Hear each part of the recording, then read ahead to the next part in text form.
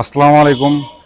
আপনারা দেখতে পাচ্ছেন আমাদের শেরপুর জেলা শ্রীবুদ্ধি থানা ১ নং সিঙ্গামনা ইউনিয়নের আমাদের বড় ভাইদের বন্ধু সংঘের উদ্যোগে আপনাদের ঈদের আগে কিছু গরিব মানুষের জন্য ঈদের কিছু আনন্দ ভাগাভাগি করার জন্য তাদের সেমাই, চিনি, বিভিন্ন ধরনের জিনিস দেওয়া হচ্ছে।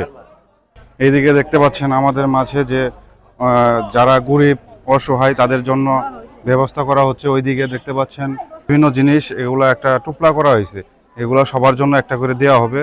আপনারা দেখতে পাচ্ছেন মানবতামূলক কাজ।